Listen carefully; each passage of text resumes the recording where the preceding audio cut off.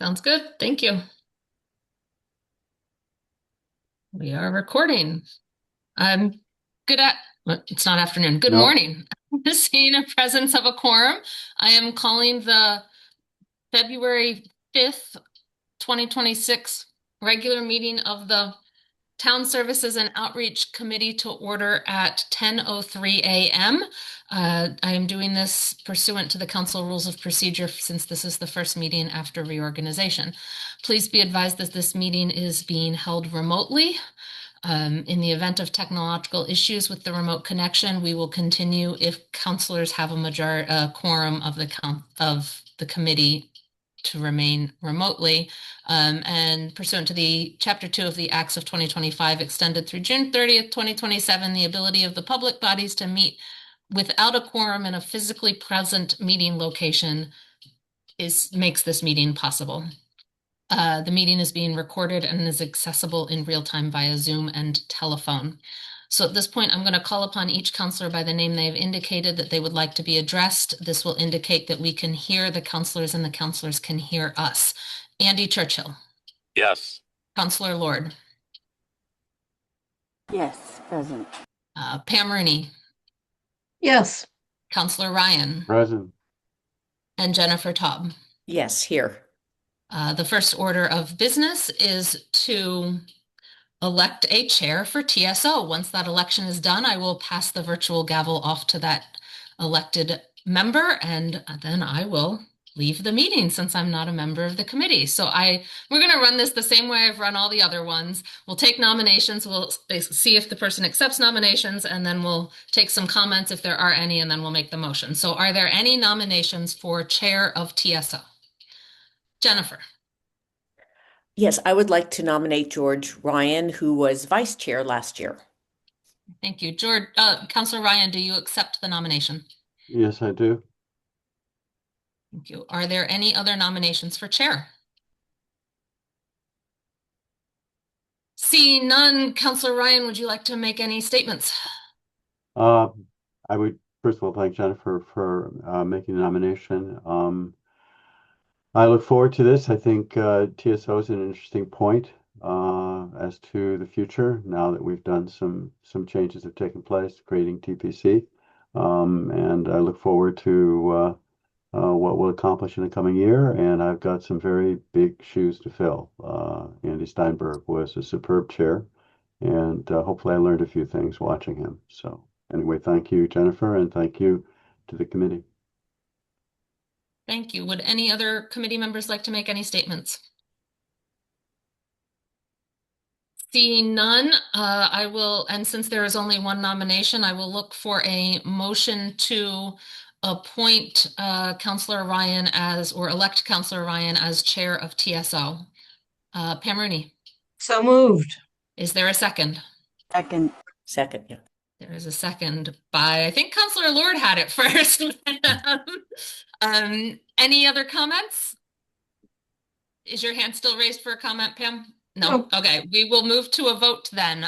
We will start with, I'm going to go round in the order I see it on the screen. Councilor Ryan. Aye. Pam Rooney. Yes. Jennifer Taub. Yes. Councilor Lord. Aye. And Andy Churchill. Yes. Congratulations, Councilor Ryan. You are an elected chair unanimously for TSO. I will pass the virtual gavel to you. Thank you very much. The next order of business is to elect a vice chair. And so I'm going to open the floor to nominations for the position of vice chair. And I see Andy has his hand up. Andy. I nominate Councilor Lord. All right, Councilor Lord, do you accept that nomination? I do. Thank you. Okay. Are there any other nominations to be made? Seeing none, Councilor Lord, is there anything you would like to say before we move to a motion and vote? I also noticed, by the way, that the town manager has joined us. Welcome, Town Manager Bockelman. I think it would be a privilege and an honor to serve as your vice president Council Ryan. I know I learned a great deal from the past 2 years under the leadership of Andy Steinberg, and I'm excited to be able to step into more of a leadership role and help with reports and whatever is needed. Thank you for the nomination, and we'll see if the vote comes through. Ready to proceed to a vote. First, I need a motion, actually, and I'm going to make the motion that we elect Hala Lord to be the vice chair of TSO. Is there a second? Second, Rooney. And Councilor Rooney is a second. So we have the motion. It's made and seconded. I'm going to move directly to a vote, and I'm going to start with Jennifer Taub, Yes. Pam Rooney, Yes. Councilor Lord, Okay. and Andy Churchill. Yes. And Councilor Ryan is also a yes, so that is unanimous. Hala, congratulations. Thank you. Now I can say thank you for the votes of confidence. And you shouldn't have said anything about reports, that you're going to regret that, but that's all right. All right, so we have a chair and a vice chair. Normally at this point in the meeting, at least according to the agenda, is time for public comment. I'm going to take a look and see if I can see if we have public present. And we do have one attendee. And so I'm going to take a moment and ask if the attendee, and I believe we have a raised hand. So if we can allow the attendee to speak, you have up to 3 minutes. Just state your name and where you live. Hi, I'm Tracy Zafian. I live in District 3. I'm in Councilor Ryan's district and Hollis Lord's district as well, Councilor Lord. So it's great to have both of my representatives on TSO, which is a committee that means a lot to me. And I just wanted to speak briefly today about and make some public comment. I saw that on the agenda was a carryover memo from the last council, and also going back to look at the streetlights policy. So the streetlights policy was originally presented to the council back in 2022.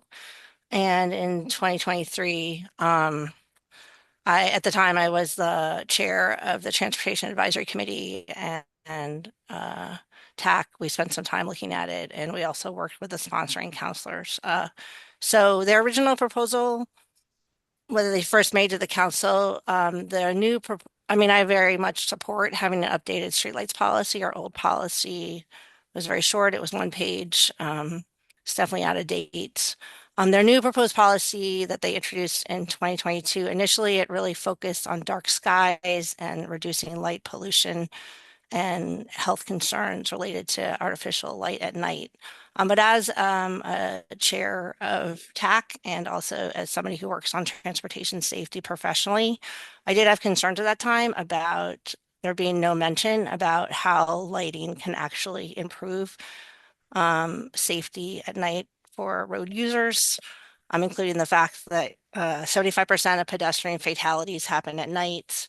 Nighttime driving is challenging for a lot of drivers, particularly older drivers. And in general, there's disproportionately more crashes at night than during the day. And it's related to lighting and how much people can see and be seen and so on. So myself and other former member of TAC, Eve Vogel, we met with Councilors Haneke and Dylan Gother quite a few times, and they made a lot of changes to their proposal and the proposed policy, and we really appreciated all their attentiveness to that in our meetings. And so I thought the final policy, where it was left in 2023, was quite good. I mean, I did still have some concerns, and if anybody I know at that time, I think only one of the current TSO members was on TSO, perhaps Councilor Ryan. But there was really extensive discussions in the committee. I was looking back at the minutes from the October 26, 2023 meeting about people's different concerns. So I hope, that as this goes forward and it becomes a town policy, that some of those are looked at more, including the idea about that the policy or, the last version of the policy had a lot of technical specifications that, could be out of date. I mean, our current policy is 25 years old. So if we're going to go another 10, 15 years with this policy, that maybe some of those things belong in like a regulations or a bylaw or something that can be more easily updated. So, and also just, there was also part of the proposal was also looking at parts of town where you could reduce street lighting. And if that is something that goes forward as well, I'd like to see like some public outreach around that and weighing in with people. I mean, I know that people feel very strongly both about having more lighting or less lighting. I mean, general, I support lighting for safety. I don't support light pollution. I think lighting just needs to be context sensitive and, focus on safety. And there's a lot of bad lighting out there too. So I'm not just calling for lighting. I just want it to be safe. And we do have a population that's up late at night and on roads without sidewalks and things. And it's just important to keep people safe. So Mhm. thank you. Anyway, I'd be happy to talk more at another time. So I appreciate this opportunity to make this comment. Thank you. Tracy, thank you very much for your comment. I see no other members of the public present, so that concludes public comment. Next item on the agenda is regular meeting schedule, and I don't know if we need to put that up on the screen. If we do, somebody let me know, and I can actually try to do that. I have the share screen function. There are a couple of comments I would like to make related to it. I don't know if anyone else has had a chance to look at it. Thank you, Athena, for putting that up. First thing I'm going to note is that I will be out of the country on March 19th. That doesn't necessarily mean I won't be able to zoom in, but that's just a small point for the vice chair to be aware of, that I may be asking the vice chair to run that meeting, but I will be out of the country on March 19th. I won't be in Florida, but I will be in a place that will probably be a bit warmer than Amherst, even in March. I noted in June we have only one meeting, and I'm sorry, in July, I take it we have only one meeting, and there's a gap of almost a month between June 18 and July 16, and I was thinking that might make sense to insert a July 2nd meeting, and that could be removed if we need it to do so, if we find that we don't have any business that requires immediate concern. I know that we usually try to lessen the number of meetings during the summer. So that's a factor that you might want to consider as well. But that was one thought. Also noticed in November, there's only one meeting scheduled, and I would think typically you would also have a meeting on November 19th. Again, there may be a reason for that someone could speak to, but I would suggest inserting a meeting of November 19th. And final thing I noticed is January 15th, 2027. Actually, I believe should be January 14th, 2027. Someone should check me on that, but I think that is the actual correct date for Thursday. I believe that's right. So those are things I noticed, and I think Athena's already noted that the time, of course, needs to be changed to 10 a.m. It's already been changed. All right, there you go. So she's way ahead of us. Thoughts on any of those or other thoughts about the meeting schedule?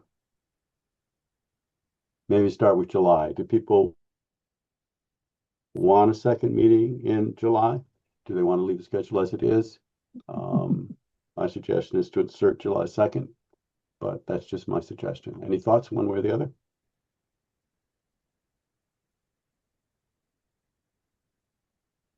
Jennifer? I mean, July 2nd works for me. So that's, I don't know when, let me look at that. I don't know if people will already be away for July 4th. What day of the week? No, probably not. July 4th is a Saturday. So the 2nd is fine Right, for yeah. me. Yeah, it's a Thursday. Yeah. Pam? I could live with July 2nd. I'm always in favor of having fewer meetings. But if the Yeah. group decides it's important, fine. Paul? That's fine to know that even though July 4th is on Saturday, the official holiday where businesses in the town will be closed is July 3rd. So it's the day before the holiday, Okay. technically. Okay. 。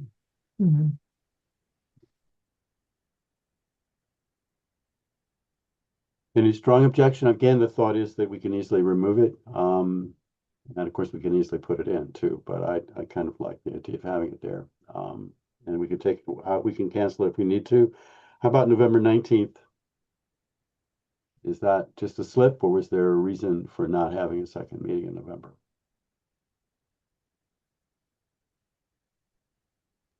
I'm sorry, did you say you want to add July 2nd? I'm seeing that there's no objection. I don't feel super strongly about it. I'm happy to hear any other thoughts, but at the moment, it seems like July 2nd could be added, yes. Thank you. And then Athena was suggesting that November 19th should be added after November. There should be 2 meetings in November.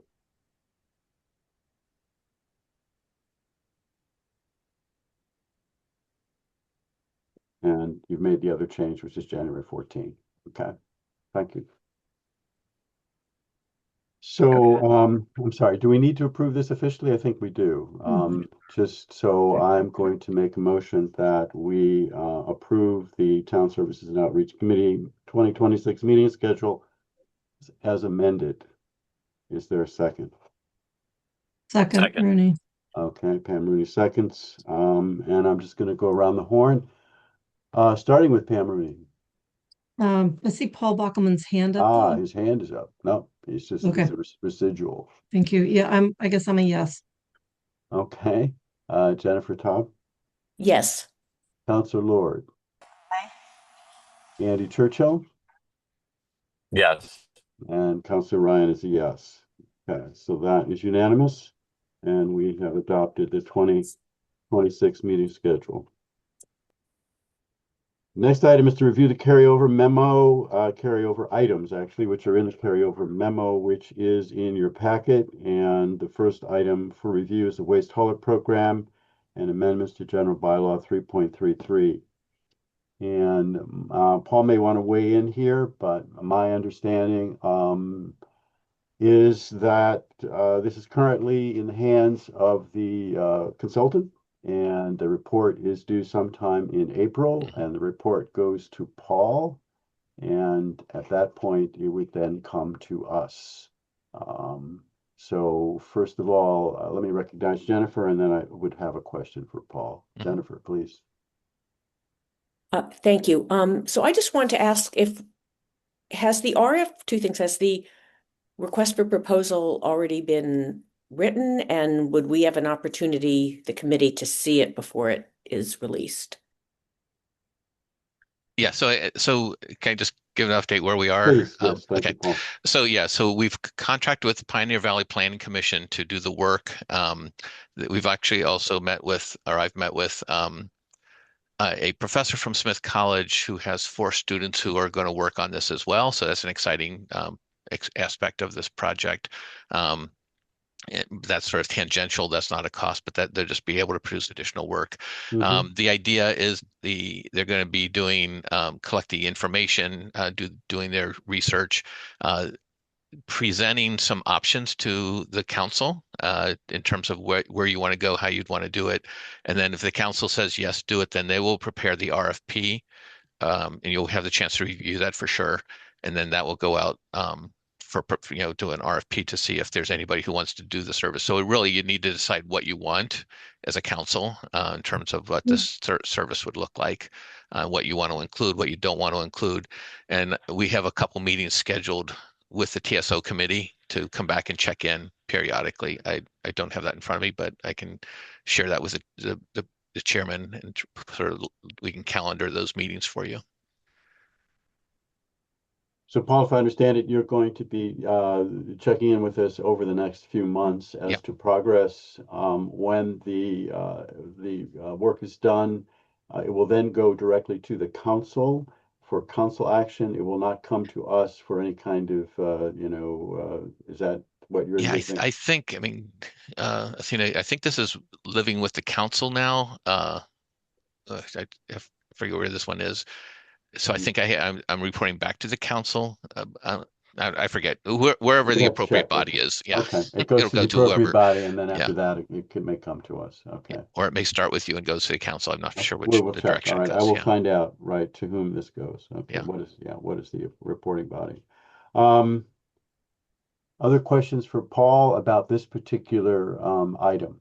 So we're going to get some reports over the coming months. I don't see any serious work by this committee along the lines of say, those of us who served on the committee know what it's like to have a large project in front of you. I'm thinking of the Transportation Parking Commission and how that can take up a very large amount of time, almost all the time that we had. This is an item that could conceivably do that. But that will not be happening until at least April or May, is my sense of timing on that. It could be. It could be sooner. It could be sooner than that. Yeah. Okay, all right. But for the moment, other than getting updates, we have no particular work to do on this, is Right. my sense. Mhm. Jennifer. Yeah, so I just want to, so it would be April or May or May when the RFP would probably be released or that's when it would come to the council to look at. So the council has to decide what it wants before we can do it. We don't know what to put Right, in well, yeah, RFP once they go in. until the council says, this is what we want the bylaw to include. You know, do you want required curbside compost or not? Is that going to be part of your bylaw or not? So we can't release an RFP until we know what the council is going to decide to include. But we will have the draft of an RFP, and hopefully we'll have some direction, but it's also sort of a plug and play sort of draft. But we wanted him to be able to draft the actual RFP so that we have that ready to go. Okay, and that will be shared.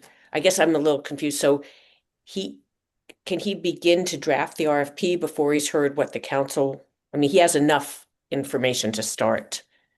Well, we don't know what the council wants actually, in terms of, what you're going to vote on. We haven't had a vote of the council to say we want to do. There's a lot of details that you'd want to put into an RFP, like frequency of pickup, the size of the containers that you want to have required, all those types of things. So So he'll start working on it, and then he'll come to the council and say, this is what you need to decide. Yes. Okay. But it'll be in the form of a bylaw, I think, is how we're looking at this. Okay. Thank you. Pam? And not having gone through the process previously with you all, it would seem to me that those ideas or the table of contents, essentially, what do we want to pick and choose from, would be really well served to be vetted by this group, by this committee, before it suddenly is dumped on the council's lap. Yeah. Just because it sounds like, and I have another question, and that is this committee responsible for any kind of public hearing on this topic before it finalizes or helps formulate the desired outcomes? I think that's a council decision. In which case it would have to be something drafted, referred to council, and then sent back to TSO, I guess, for a public hearing. Or the council holds a public hearing. Whoever council the council decides to have to fulfill that function. Jennifer? But I would think there should be some recommendations coming from this committee to just put it out to the council for a whole discussion. I think they refer it back to us, so it will come to us. We will spend a fair amount of time, I think, in discussion and work. And we may be presenting options to the council. We will agree that this is what we as a committee want, and it'll go back to the council for final approval. But I agree, it's not something that can be done at the council level. And initially it has to be done here. I think there will certainly be ample opportunity for people to weigh in as we go through it. And it'll take multiple meetings, I'm sure. And then I think I agree that at some point there should be some kind of public forum, either sponsored by this committee or by the council or both, to get public input. There will be an enormous amount of public interest in this. I think there's no doubt. We definitely need to hear from the public as to what they like and what they don't like. that will partly take place, I think, during our meetings when we finally get this, and it certainly may also take place at the council level as well. So there's not going to be rushed. This is not, I think, this is not something that will happen quickly, and hopefully also be able to do other business once this gets started. But I do envision that it will take up a fair amount of our time at some point. So now that there's a chair, we will be able to start to calendar things work with the chair to calendar meetings with the PVPC and things like that. Great. Thank you, Paul. No other questions or comments? I'm going to move on to the street lighting policy, which I have to say I know pretty much next to nothing about. It was in a time and place before I was on this committee. And I think that may be true for everyone. I can't speak for everyone, but the two counselor sponsors, Jennifer, I don't know if you've had. No, I'm not a council sponsor. I'm just saying some of us were on the council, I guess, when exactly. So you've had yeah. some exposure to this, and so I'm completely behind. And we did not take it up during our term Yep. the last 2 years. So my understanding is the moment is that this is in Paul's hands, and I would guess again like to hear from him as to how he sees this playing Yep. out and how it might be coming to us and when. Paul. Yeah. So so it was referred. The TSO committee didn't really make a recommendation. They I think at the end of the prior year said, "Town manager, you do something with this," and DPW and I hate to say haven't had the time to put into it, but so a new development. We met with some graduate students earlier this year, Angela and I, and we started going through possible projects for them. And one of the graduate students was really excited about this project in particular, which was really thrilling because it means we have a graduate student that will also, we're hoping to have several undergraduates who have capstone projects they have to do. And so this is a really perfect project for them to dig their teeth into, whatever. And so I met with the professor and the lead student last week, and they were meeting with the undergraduates this week, I think. So I don't have a update on where they are exactly, but they have they have the sponsors memo. I'd have them work with the sponsors, and ultimately, and one of the things we pitched is that you would have the opportunity to come to a council committee and make a presentation, report what you have. So that's a part of their learning process, but also would benefit the community as well to talk about streetlights. And there's a lot of public policy issues that are connected to this. Like Tracy Zafian sort of said, there's public safety, there's environmental issues, there are dark sky goals, and there's just lots of pieces of public policy. When you think streetlights, you think sort of technical stuff, but there is a technical piece of it too. You have to understand, lumens and wattage and all that kind of stuff. So it's a really interesting public policy project. So I'm hoping that almost all the students want to do, the things that they're normally really interested in. So we're trying to get the nuance of this. It's also, I think, my pitch to them, it's also something that's achievable in a semester, something they can go work on, and then be finished by the end of their semester. So I'm hoping that they'll have a really good group. And the graduate student is really sharp. So I'm really excited about that. Pam. Can you share what department these students are from? I think it's public policy. I think I can find it out for you though. So but no transportation knowledge or anything like that. So it's strictly the sort of the public policy end of things. Yeah, because this is a public policy question, really. Okay, thank you. And they'll work with they'll work with the DPW superintendent as well, and he's willing, he's open to that as well. While my hand is still up, my reaction to the streetlight policy, I think I would echo some of what Tracy mentioned, and that is that I think it's good to update. It's been a really long time since we had an updated policy. I would lean heavily toward simplicity rather than complexity, just for the ease of staff over time to, manage the the changing of the bulbs and the planning ahead of the costs for replacement. It doesn't, it shouldn't be superly complicated. So I think that's one of the public policy questions for the students. And one of the things we pitch to them is that you have sort of an ideal version of what you would like your street light policy to look like in terms of everything. But then you also will talk to practitioners. I encourage them maybe they go out with our electrician and sort of understand that on the ground what it feels like, if you have multiple different styles of fixtures, how you have to staff, how you have to store material. Do you want to unify them all in one way? Do you want to transition over time? But also like there's just lots of really interesting things like what you want to achieve as a community versus what you can achieve as a community, and like getting Right. that this is a very real world opportunity for them. Cool. So, Jennifer, please. Oh, and and also for a small community, we geographically we have very different lighting needs. So I think where Pam and I are coming from, we have so much pedestrian traffic at night, and the streets are very dark. So our issue is really needing more lights. Now maybe it's a different kind of lights, and then there's the rural areas where dark skies and animals is more of a concern.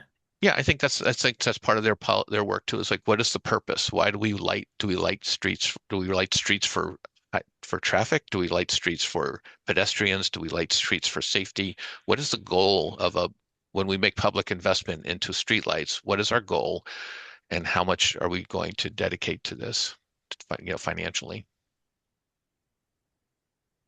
So for just a moment, if you will, Paul, I'd like to get just briefly a sense of the overall structure here and timeline. So right now, if I understand you, you're hoping that this is something that could be produced by the end of the academic semester, and hence they would be coming to us to make a presentation. In the interim, through the semester, your hope is that they'd be working. There seem to be three parties, really. There's the DPW, they're the students, and then they're the two sponsors. And is your understanding that all three will kind of be in communication? At least your hope is that all three will be in communication during the semester. You think they'll be meeting? Is it more the students are going to go off and do their thing and then occasionally check in? Maybe at this point we don't really know, but as far as this committee is concerned, you're expecting a product to be produced by, again, sounds April is going to be an interesting month. Something like that. Is that what you're thinking? Yeah. So we have to find out if there are students who are interested. Okay. That's where we are right now. So I'm hoping that there are a number of, and the professor was going to pitch this pretty heavily because she was pretty excited by the project as well. Okay. So we need to find out, and then they will come up with their work plan and what they can accomplish and what their deadlines are for academic purposes. And then we'll sort of paste that on top of what our schedule is. Ultimately, it's a council proposal. And so, I think it'll land in your lap pretty soon. Then you'll have to grapple with what you want to propose to the council. Okay. But what will land in our lap will be something that they have ideally looked at and gotten input from and will be presenting to us as a starting point. Yeah, it wouldn't be a bylaw though. It would be sort of just at that point, that'll be up to us. We haven't really shape it gotten into the a bylaw, details of the work product that they're going to okay. provide. Okay. Yeah, okay. So timeline and sort of the overall work plan, good. I'm excited to see students engaged. I know that's something I've dreamed about since the time I've come on this council a number of years ago, was engaging the larger university and college community. This extraordinary amount of resources, both students and their teachers. So this is good. I hope it works out. Yeah, we have extensive involvement by students actually in the town. Not all our council issues, but Angela can talk a little bit about this. But also, we're starting to see. I think President Elliott mentioned this. We're starting to see students serving on committees, which you're seeing as well, and that's another aspect that's relatively new, actually, in the last couple of years that we didn't have before. That's going to lead, not quite right at this moment, but in the meeting a moment or two from now, I hope, to when we think about I'm thinking about our committee charge And one of the areas is outreach, and that's Mhm. something that we'll be talking about, I hope, this morning a little bit. And also, relationship between the university and the town is also part of our charge. And so there could be some interesting discussions, an opportunity for us to learn actually about what exciting things are happening at your end in Mhm. terms of students and the university community. Um, so good. I'm going to move on to the next item, a review of town board and committee process. This was in the town manager goals for 2026. And the way it's written is to develop ways to streamline and improve the recruiting, vetting, selection, and onboarding of community volunteers who serve on town boards and committees. Um, I have some thoughts about this, but I'm also all ears, both for Paul and also from my colleagues. But this is something I think we can actually take up fairly soon, in a broad way at least, especially since we have some other things that will be coming at us later. But that's just a thought, a suggestion. I would think this is also an opportunity for us to, if it's possible, to arrange to meet with Angela Mills, who is the Community Participation Officer, and talk about what she does, what Paul's office does, and the challenges and some of the opportunities. Mhm. Is something I would So, suggest. so Paul, George, please go ahead. so Angela's here today if you'd like to talk today. Well, we could certainly start that. I think we have one member who's in a car on his way to the airport. We have another member who's going to leave in a few minutes. I think we could start this discussion, maybe sense of what we would like to get from it. Um, I see that member has his hand up. Andy, please go ahead. Yeah, just on the topic of the outreach portion of our charge, just wanted to note there are a number of items in the charter review report, especially in the beyond the charter, that talk about um, communication and outreach and transparency and the website and things like that. So this might be a forum for wrestling with some of those things, depending on what the outcome of the full council meeting on the charter review is.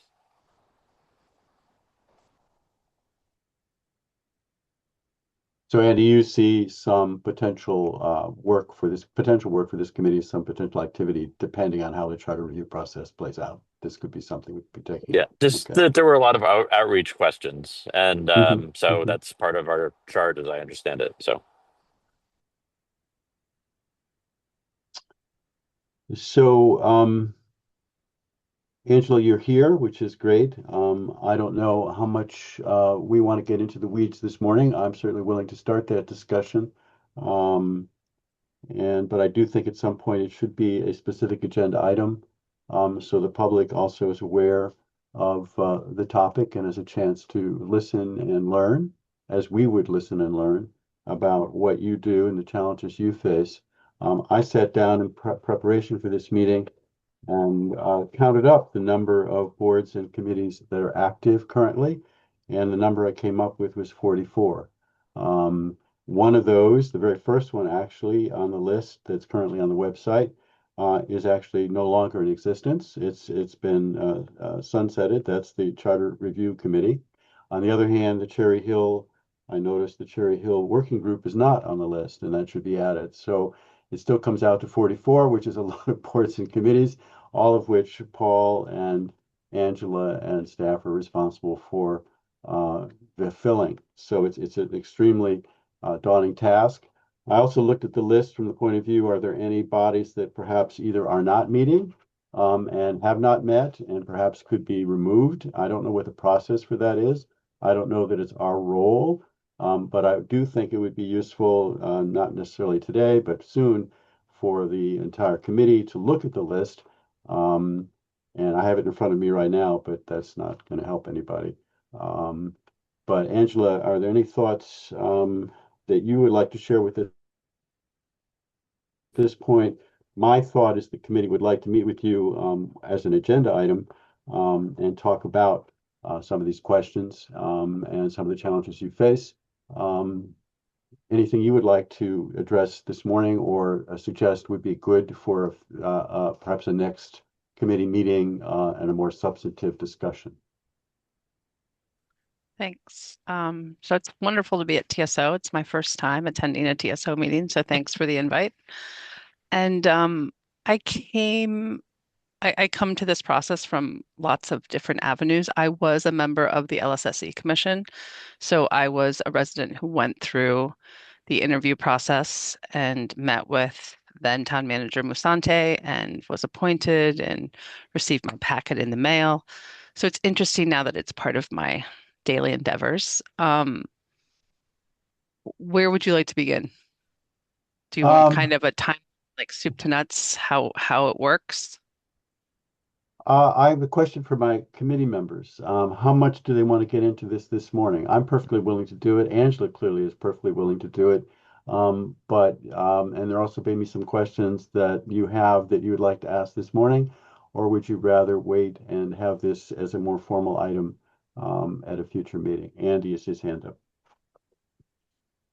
Yeah, I think this is an important topic, and I think it should be noticed on an agenda, and maybe we could get some questions together that we could give to Angela so that has some parameters for what to talk about, and she would have some time to think about it as well. So I'm just thinking that that this is an agenda item that some folks in the public might like to see. Pam Rooney.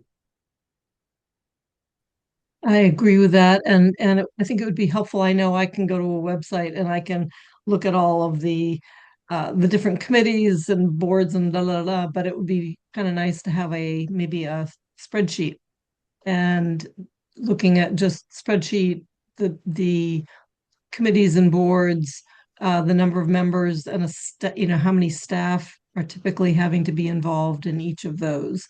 It would help me get a sense of how thinly we're spread. And yes, that would be good to do it at a time certain so Angela could actually, put some time and thought into this. Jennifer. I agree with Pam and Andy, and I just want to say this is just my gut reaction. 44 is just way too much.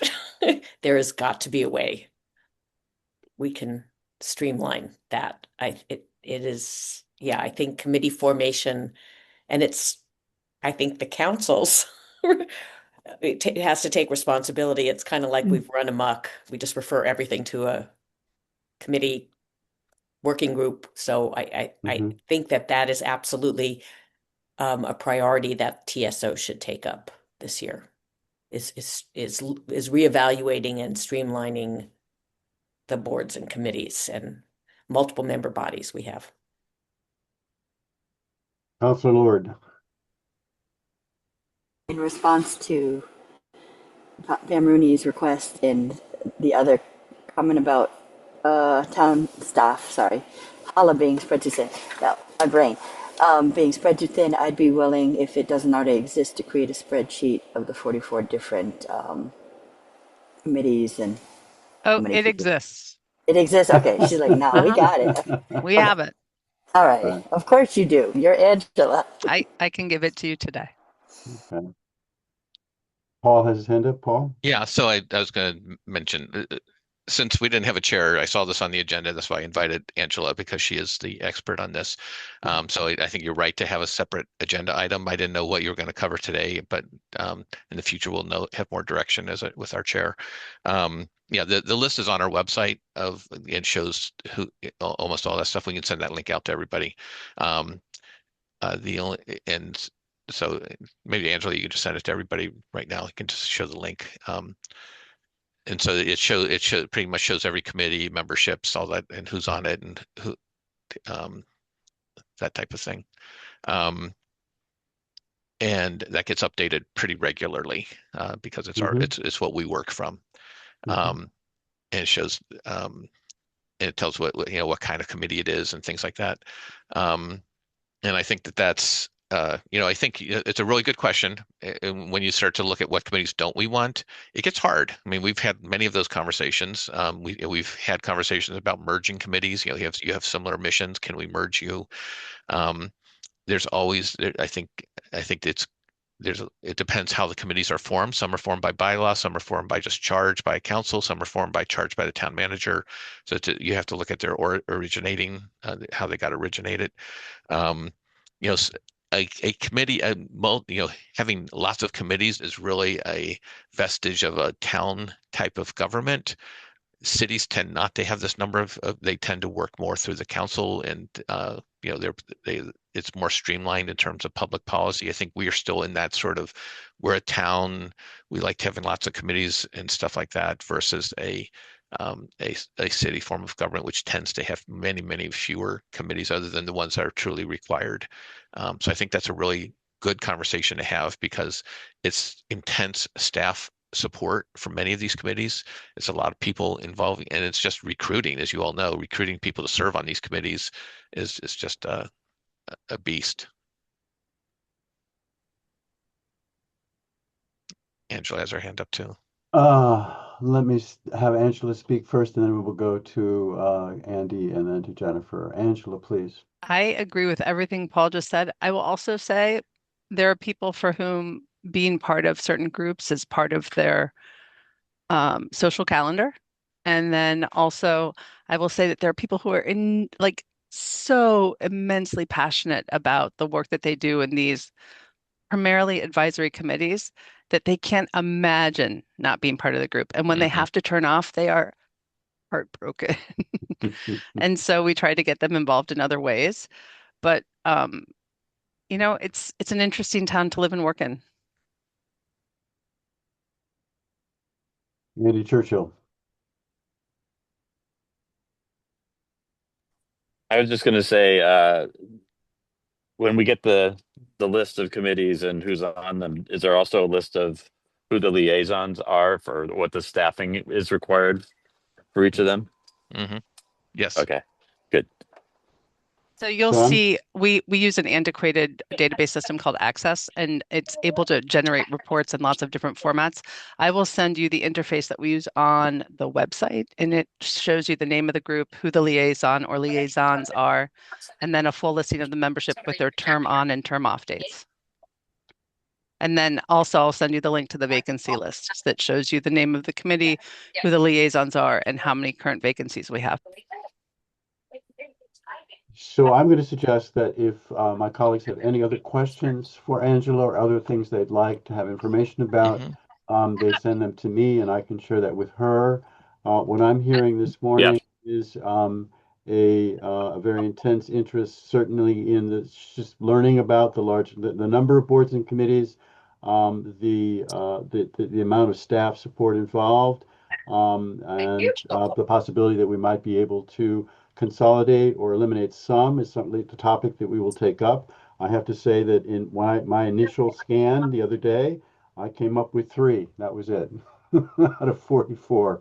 I think Paul makes a good point that but I think it's a discussion well worth having. I think we want a better sense of the intense demand this makes on our staff. And I think I will take a look at maybe 1 or 2 other cities of a comparable size that are cities. Just curious to see how many boards and committees they have. And anything else people can think about, Pam? Yes, please. To add to the list or comment, please. Pam, you're muted. You're still muted. Sorry. I was thinking about Northampton as you said that.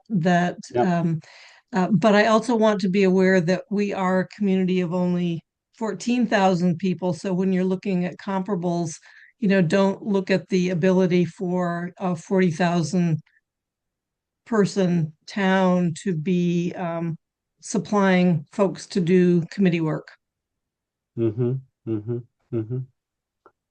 Jennifer. Yeah, no, as Pam, I was thinking along the same lines. I just divided 14,000 by 44 committees, and there's about 1 committee for every 318 residents in Amherst.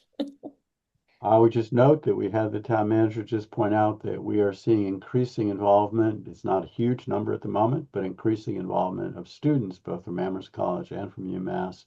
And I'm hoping that in the future that will continue. But I agree with you that in the real world we live in, the number of potential candidates is not quite the same as in other towns and communities. Pam, you still have your hand up. Yes, I have my hand back up, and that has to do with students. I would love to have a caveat that if a student is a voting member of a committee, that they have their car registered and pay excise tax in Amherst. And secondly, I love the idea of students getting involved in the town. I would actually encourage our committee to think about how to do that without necessarily having them full voting members.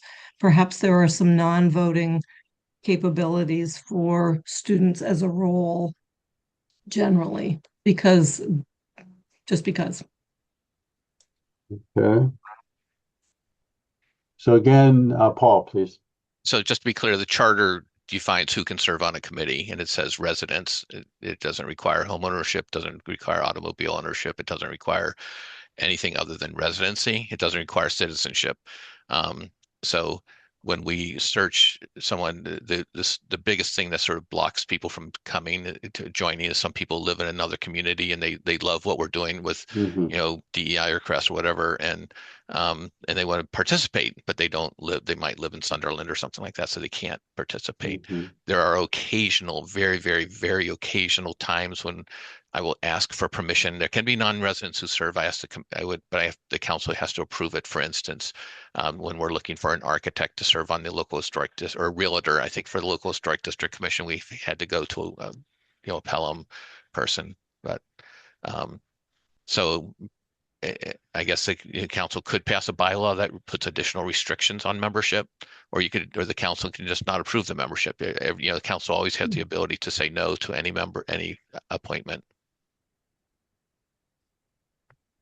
Thank you, Paul. Okay, I'm going to move us along in the interest of time, but what I'm hearing is that this would be an item we would like, if its schedules permit, with Angela to be present at our next meeting. And we would have this discussion in much greater detail. The public would be involved, or at least be invited. Obviously, some would attend, and we can dig deeper into this topic. It sounds like there's a lot for us to talk about, and some other topics may come out of that discussion. If you have any questions that you'd like to add to this, let me know, and I share them with Angela. I think she's probably good sense from today's discussion about the kinds of things that we're going to be asking about, and she's going to send us. Yeah, Paul? So just to clarify, so we'll sort of clarify the number of boards and committees, make sure you have that information. You want to talk about the staff support, maybe a little more in detail on what does that staff support look like in general, because it varies, obviously. Sort of ideas on consolidation. You'll each bring your own ideas. We've made some efforts on that front. We can report on what that looks like as best we can. I mean, there's some things that a lot of individual conversations. You'll be looking at other cities. Are there other things, recruitment? I think that was a piece of it that you wanted to, the challenges of recruitment, also, and how we do that. Yes. What else would you? I think there's certainly been discussion on this committee before about the process of selection. I think that's something that probably will come up and we should talk about. CAFs and public, whether they should be public facing. That's an age-old issue that probably will come up. I'm not saying you need to say anything on that, but I think that's something that will certainly be discussed. Angela has her hands up. So I'm the staff liaison to the Residents Advisory Committee, which is detailed in the charter. I think it would be maybe helpful for this conversation for you as a group to look at the old community activity form, which we refer to as a CAF, and then the newer version of the community activity form and the reasons why we made the changes. And I can dig up my old minutes from those meetings. And then also the role that the RAC members play in the appointment process is important for you to understand. Should they be invited, or should the chair be invited to be present? Would that be appropriate? The current chair is Jim Pistring. I'm happy to, I think he would be happy to attend if it fit his schedule and if you'd like to invite him. Is there thought about is the committee open to inviting the chair of the resident advisory committee to our meeting? I would see no objection, but seeing Yes. no objection, I think, yes, if you could invite Jim. Jennifer? No, I'm sorry. It's 11, and unfortunately, I had a commitment before the committee assignment, so I'm just You gotta gonna have go. to sign off. I'm Yeah, sorry. yeah. Yeah, I'll see you at the next meeting. Thanks. Take care. Yeah. So yes, we'd like to invite Jim. Okay, so we can work with the Chris chair Lang, about, the old versus new. Yeah. Yep, go ahead, Paul. I'm sorry, there's some lag on this. I'm sorry. We'll work with the chair about scheduling this and when we can get the material together and all that stuff. So Okay, great, thank you. thank you. Pam Rooney? Yes, I didn't realize there was a new CAF. So the CRC puts out, requests for people to work on ZBA and planning board. We've just directed them to the same old CAF. And if there's something different, could that be shared sooner rather than later? That'd be great. So just to clarify, the town manager's community activity form is different than the town council community activity form. They're two different things, and I can send you the links to those as well. I have those links. Yeah, I can Yeah. find those. Okay. Angela? But yes, I understand that one directs to the council and the other directs to you all. But Is there a different format? Mhm. So the council choose what it wants to have on its CAF. It's a different product that the council prepared. Angela, if I understand you correctly, and please correct me if I'm mistaken, when you're talking about the old versus new CAF, I understood that to mean there was one from some time ago, and that you have now created a new one, which has actually been in place for some time. So unless I'm misunderstanding you, it's not that there's suddenly a new CAF that's suddenly on the website in the last week or two or month, but you would like us as a way of just seeing how the process works to perhaps compare the old CAF with the one that we've been working with now for a number of years. Is that Sure. correct? That's correct. And we can get into it next time, but with the change of government and kind Right. of what we felt was a need for more broad participation, we dropped what used to be mandatory questions about home ownership. Do you rent? Your age, your race, how do you ethnically identify? Gender orientation. Like we dropped all of that to raise the bar on participation and lower the bar on what we perceived as barriers to participation. And if I understood you, certainly And see so this the old CAF is that it might be informative for pre-2018. the committee. Yeah. Right. Right. And that's still available. I assume everything's still available on the website. One could No, track that down and put it in the packet. No, it's gone we forever. unpublished the old one Oh, and okay. we replaced it with the new one. So I'm going to dig up the old one for you. Okay. All right. Thank you. All right. Anything else related to this item? Very good. Thank you. Thank you very much, Angela, for being here, and we look forward to seeing you again. And we meet at 10 o'clock on the first and third Thursday of every month.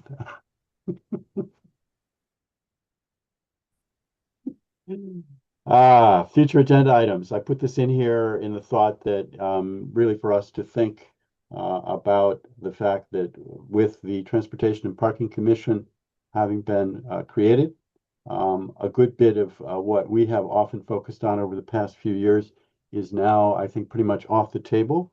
We've already heard a little bit this morning about how outreach is part of our charge. The current committee charge is in the packet, but it got in there at the last minute. I don't know if hopefully members of the committee have a copy of that or can certainly get one and take a look at it. I don't know if we want to take a look at it this morning up on the screen, but I think what you will see there are a whole number of areas that we have not really explored much. We, meaning the TSO committee, over the past few years that I think are rich areas for work. And we need to have a discussion about that. We could start that this morning for a few minutes if we wish.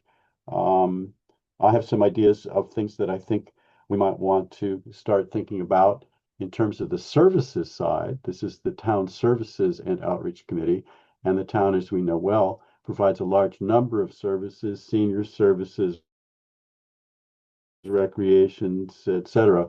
And there are areas there that I think, if the committee agrees and Paul is open to it, we could have a similar conversation to the one we'll have with Angela at our next meeting about what that particular service is doing, what some of the challenges are, both informative to the committee and to the public at large, an opportunity for us to ask questions and to learn actually as much as anything else. So that's one thought that I have about what we could possibly be doing, not trying to direct or do the job of the town manager or our staff. That's not our function.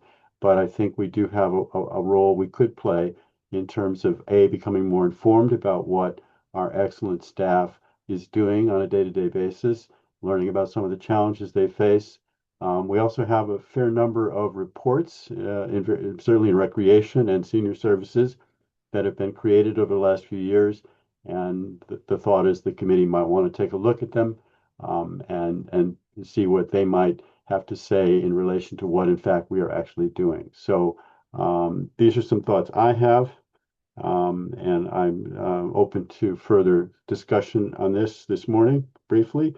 But largely the question is, what can this committee focus on now? What should it be focusing on now that a traditional piece of what we do is now not in our hands? Paul. So I just want to note that the Finance Committee had a very similar conversation yesterday and asked for pretty much the same thing, meetings with departments. So I just think from, my responsibility will be to not overburden our staff with going to multiple committee meetings. I think it's just something the council should be thinking about in terms of how we identify what your goal is, and then how we can function. So, and how we are able to communicate what our great departments do to the council, and just where that conversation is going to happen. So one of the counselors at yesterday's Finance Committee meeting brought it up, that they want to meet with departments themselves, so as a Finance Committee. So I just think it's a broader conversation with maybe the chairs of the committees and the president of the council and vice president of the council, or something like that.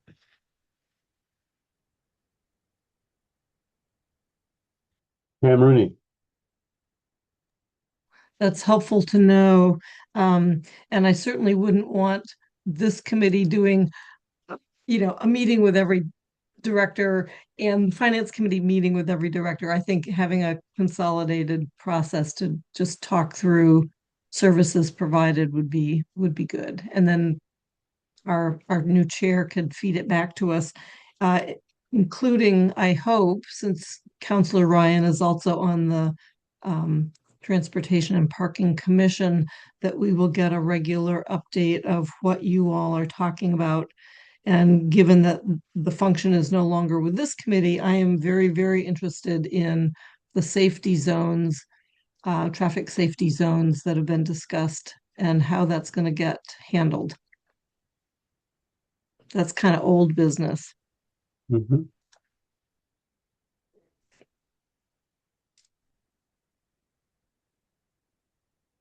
So I'm open for a few minutes if there are any thoughts about other things you would like to see this committee be focusing on. Perhaps, again, this would be better as an agenda item for our next meeting, where you have a chance to look in more detail at so GOL did approve the TSO recommended charge. So the last TSO committee went through the charge and made some modest but significant changes.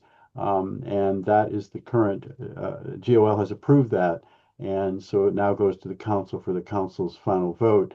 But that document is currently in the packet. Hopefully I will also learn how to put things into SharePoint. I did actually try to put something into SharePoint, and I did put something into SharePoint, but I have a feeling that if you went to look for it, you'd really have to hunt to find it. So I'm hoping I will be tutored appropriately on how to do that better. But my belief is that all material should be in the packet, obviously well in advance of a meeting, and they also should be in SharePoint.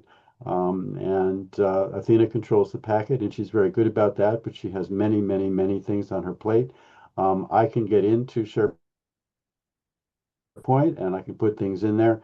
And so I will certainly make every effort to make sure that it's in both places. You can always reach out to me directly and say where that is X, Y, or Z, and I will get on it right away. I know for me, it's often been a frustration to come to a committee meeting and not have information you need, and it creates a real problem. So I will make every effort to make sure that you have the information you need. You are always free to reach out to me directly and ask, where is X, or are you going to put X in the packet or SharePoint? And I will certainly do my best to do that. Andy. Yeah, hi. I'm gonna need to sign off Okay. rather than take you all through security.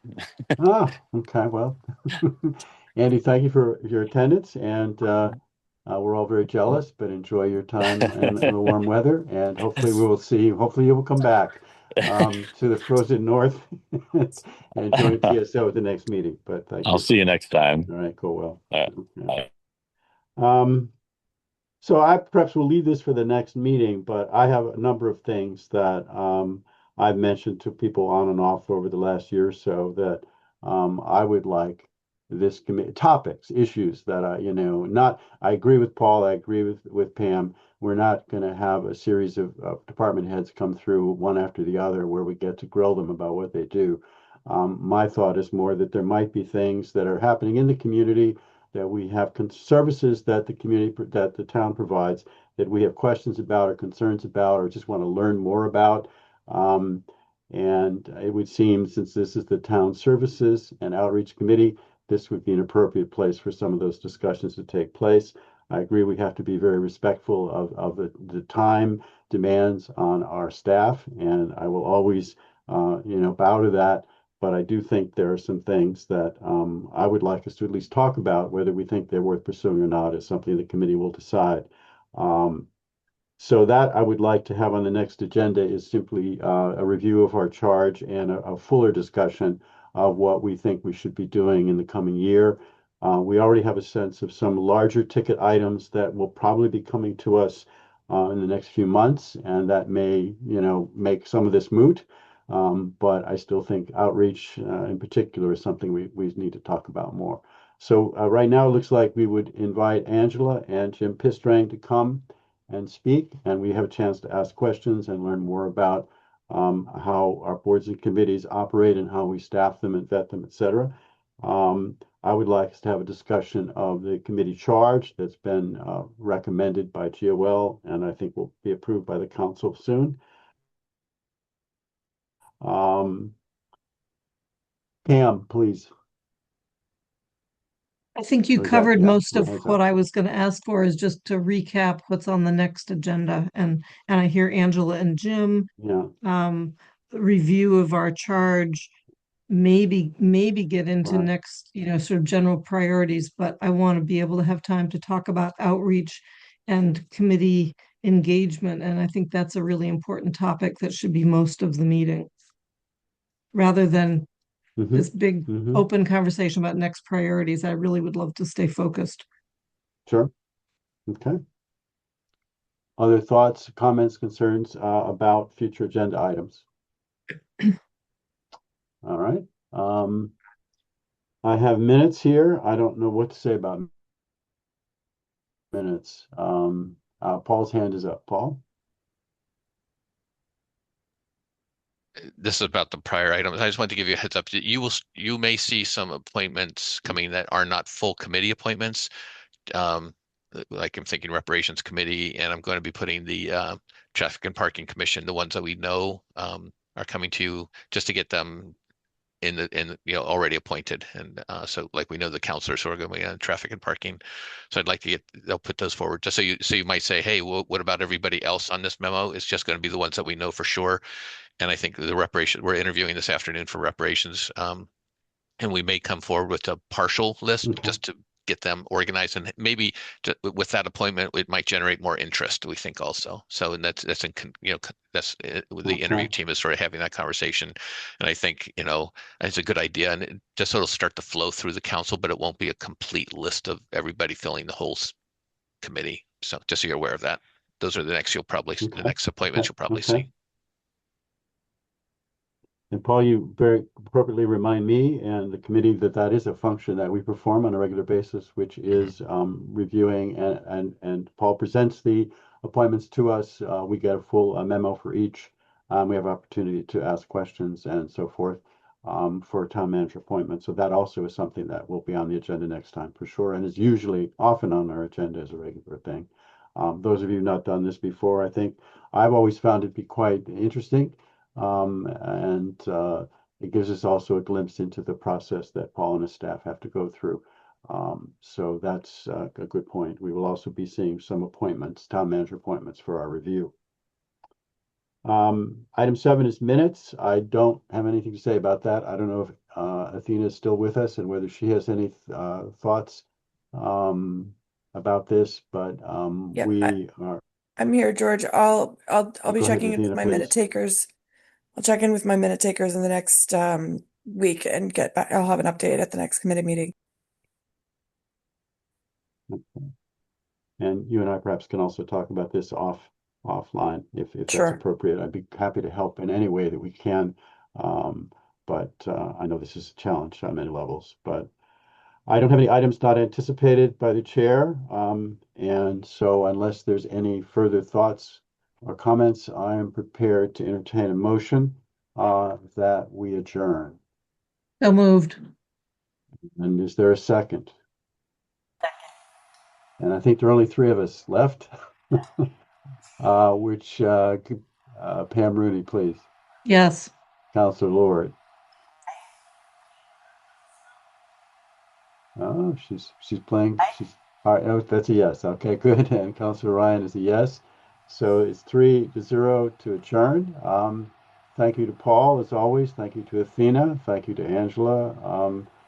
And I will be seeing you all. What is the next date? February 19th at 10 a.m.